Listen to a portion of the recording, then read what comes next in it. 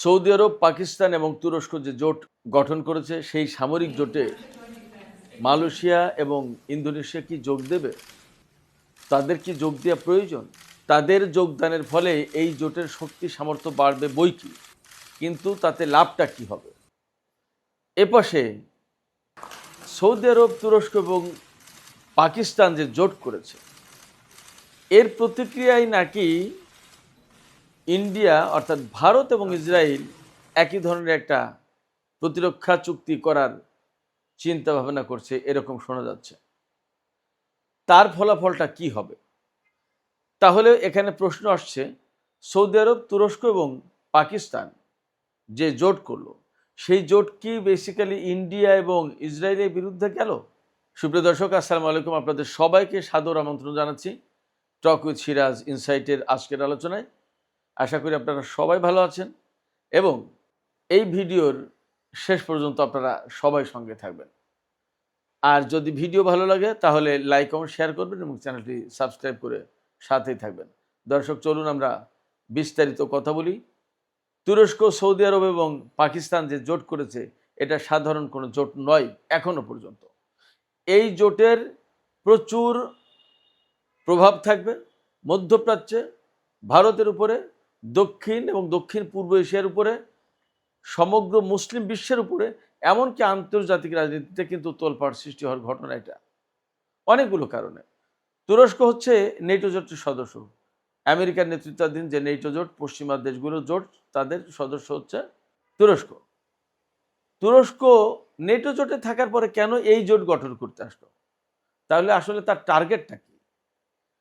এবং তার আগের কথা হচ্ছে, সে কি অবহেলিত কিনা নেটো জোটের ভেতরে, অথবা সৌদি আরবের সাথে তুরস্কের যে এত ছুরি কাটাকাটি ছিল, সেই ছুরি কাটাকাটির উপরে হঠাৎ করে কেন তুরস্ক সৌদি আরবের সাথে এত ঘনিষ্ঠ সম্পর্ক করে ফেললো, কিসের ভিত্তিতে, কেন? এপাশে পাকিস্তান একটা ঘোষণা দিয়েছে। পাকিস্তানের প্রতিরক্ষা মন্ত্রী খাজা আসিফ বলেছেন যে হুতিরা যদি সৌদি আরবের উপর হামলা করে তাহলে আমাদেরকে অবশ্যই হুতিদের বিরুদ্ধে লড়াই করতে হবে। ব্যাপারটা যদি এইরকম হয় যে হুতিদের বিরুদ্ধে যুদ্ধ করবে, তাহলে ইন্ডিয়া এপাশে কেন তুরস্ক, সৌদি আরব এবং পাকিস্তানের এই জোট নিয়ে উদ্বিগ্ন? তারা কিন্তু গভীরভাবে দেখছে এবং ভেতরে ভেতরে উদ্বেগ প্রকাশ করেছে এবং সামাজিক মাধ্যমে খবর ছড়িয়ে পড়েছে যে তারা নাকি ইসরায়েলের সাথে একই ধরনের একটা নিরাপত্তা চুক্তি করতে যাবে। প্রশ্ন হচ্ছে যে এই জোট কি তাহলে ইন্ডিয়ার জন্য কোনো হুমকি হয়ে দেখা দিল? এই জোটের খুব গুরুত্বপূর্ণ কথা হচ্ছে যে যদি একটা দেশ আক্রান্ত হয় কোনো দেশের মাধ্যমে, তাহলে বাকি দুই দেশ সেই দেশের পাশে দাঁড়াবে এবং আক্রমণকারী দেশের বিরুদ্ধে যুদ্ধ করবে।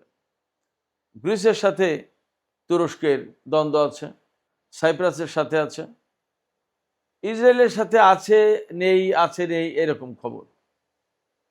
এপাশে ভারতের সাথে পাকিস্তানের ডেফিনেটলি মারাত্মক রকমের খারাপ সম্পর্ক, শত্রুতামূলক সম্পর্ক, সহজ কথা।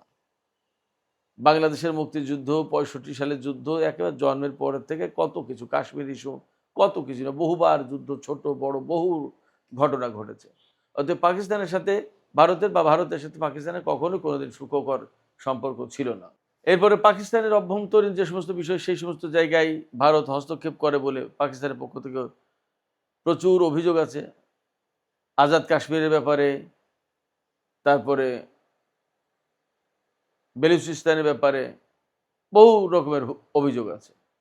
আবার আফগানিস্তানের পক্ষে ভারতের পাকিস্তানের বিপক্ষে কাজ করে, এই সমস্ত নিয়ে কথা আছে।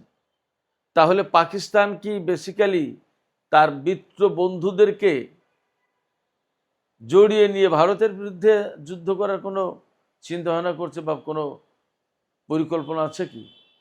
তা না হলে ভারত এতটা উদ্বিগ্ন হবে কেন?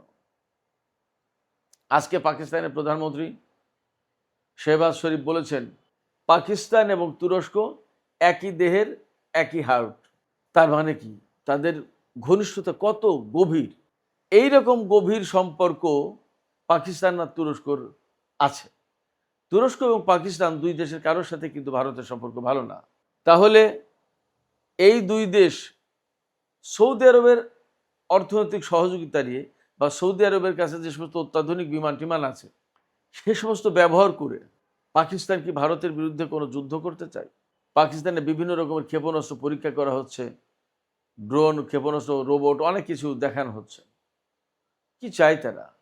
ওপাশে চীন কিন্তু বিভিন্ন রকমের প্রযুক্তির পরীক্ষা করছে। আসলে কি হচ্ছে, কি হতে যাচ্ছে?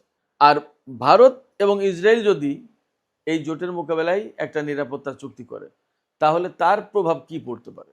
তার প্রভাব যা পড়তে পারে বলে মনে করা হয় সেটা হচ্ছে যে দক্ষিণ এশিয়ায় ইসরায়েলের তৎপরতা অনেক বেড়ে যাবে, পাকিস্তানের বিরুদ্ধে তার তৎপরতা বেড়ে যাবে, বেলুচিস্তানের ভেতরে তার তৎপরতা বেড়ে যাবে এবং ভেতরে নাশকতা থেকে শুরু করে তাদের যে সমস্ত লোকজন যারা স্বাধীনতাকামী বা বিচ্ছিন্নতাবাদী যাই বলি, তাদেরকে তারা সাপোর্ট দেওয়া শুরু করবে। এই জায়গায় আমেরিকার ভূমিকা কি হবে? আমেরিকা তো তুরস্ক, সৌদি আরব, পাকিস্তান সবার বন্ধু, তাহলে তাদের ভূমিকা কি হবে? আবার সবচেয়ে বড় বন্ধু ইসরায়েলের। ইসরায়েল যদি পাকিস্তানের ভেতরে কাজ করে, ইসরায়েল যদি পাকিস্তানের বিরুদ্ধে কাজ করে, তাহলে আমেরিকা কাকে সাপোর্ট দেবে? ইসরায়েলকে নাকি পাকিস্তানকে? ভারতকে নাকি পাকিস্তানকে? বলা হয়ে থাকে 1971 সালে যে বাংলাদেশের মুক্তিযুদ্ধ হয়েছিল, সেই যুদ্ধের একটা বড় অংশ ছিল পাকিস্তান এবং ভারতের মধ্যে যুদ্ধ। সেই সময় পাকিস্তানের পক্ষেই ছিল আমেরিকা, কিন্তু তারা পাকিস্তানের পক্ষে এই যুদ্ধ জাহাজ পাঠাচ্ছি, ওই পাঠাচ্ছি করতে করতে করতে করতে তারা কিন্তু অ্যাকচুয়ালি পাকিস্তানকে হেল্প করেনি। পাকিস্তানের পক্ষ থেকে এইরকম অভিযোগ আছে। তো এখন কি ভারত পাকিস্তান বা ইসরায়েল ভারত মিললে পাকিস্তানের সাথে যদি দ্বন্দ্বে নামে, তাহলে সেই জায়গায় আমেরিকা কি পাকিস্তানকে সাপোর্ট করবে নাকি ভারত আর ইসরায়েলকে সাপোর্ট করবে? এরকম অনেক হিসাব নিকাশ আছে। ফলে গতকালকে যে চুক্তি হয়েছে, সেই চুক্তি কাগজে কলমে খুব সুন্দর। সেই চুক্তিতে দেখা যাচ্ছে 3টা বিরাট দেশ তাদের বিরাট ভূখণ্ড যুক্ত হলো একসাথে, তাদের বিরাট সামরিক বাহিনী, 20 লাখ মতো প্রায় সামরিক বাহিনী, তারপরে 3000 বিমান, যুদ্ধ বিমান, যুদ্ধের কাজে ব্যবহৃত ফাইটার, তারপরে হেলিকপ্টার বা আদার ধরেন অনেক কিছু মিলে, হয়তো ড্রোন টোন সমস্ত সব কিছু মিলে, এয়ারক্রাফট মিলে, বহু সংখ্যক সাবমেরিন, 22টি সম্ভবত সাবমেরিন, বহু সংখ্যক যুদ্ধজাহাজ, অনেক কিছু। কিন্তু এগুলোতে কি হবেটা কি? এটা আসলে কোনভাবে ব্যবহার করা হবে এবং কতটুকু ব্যবহার করা সম্ভব হবে, এই জায়গায় প্রশ্ন আসছে। খুব সম্প্রতি একটা খবর ছিল, মালয়েশিয়াতে কয়েকজন ইসরায়েলি ডুয়াল নাগরিক, তারা আমেরিকারও নাগরিক, ইসরায়েলেরও নাগরিক, এইরকম কিছু লোককে পাওয়া গেছে এবং আনোয়ার ইব্রাহিম সরাসরি তাদেরকে মালয়েশিয়া থেকে বহিষ্কার করেছে। আমেরিকা যদিও বিরোধিতা করেছে যে তারা তো আমাদের নাগরিক, আমেরিকা নাগরিক, তাদেরকে বের করলে কেন?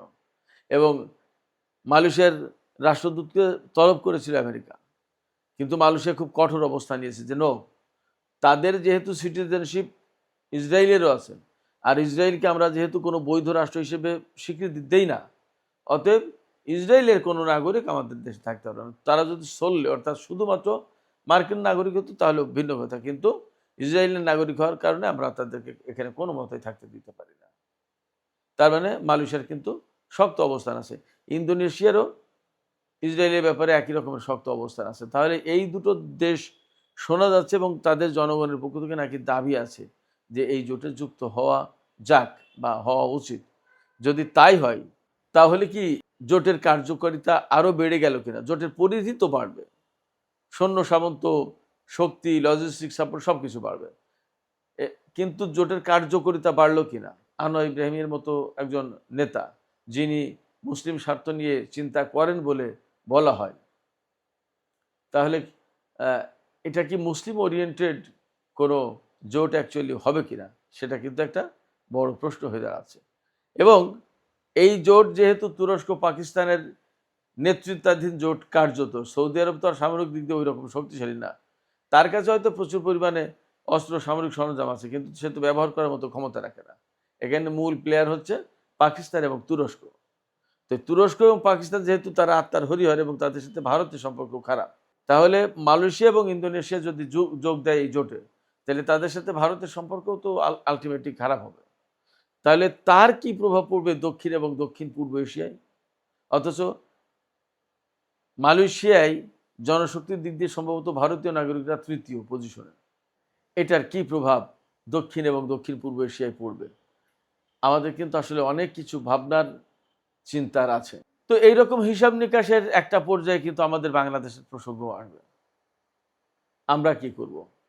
আমরা কিন্তু সম্প্রতি সৌদি নেতৃত্বাধীন যে 15 জাতির জোট হয়েছে ইয়েমেনের বিরুদ্ধে যুদ্ধ করবে বলে, সেই জোটে বাংলাদেশ যোগ দিয়েছে বলে খবর বেরিয়েছে।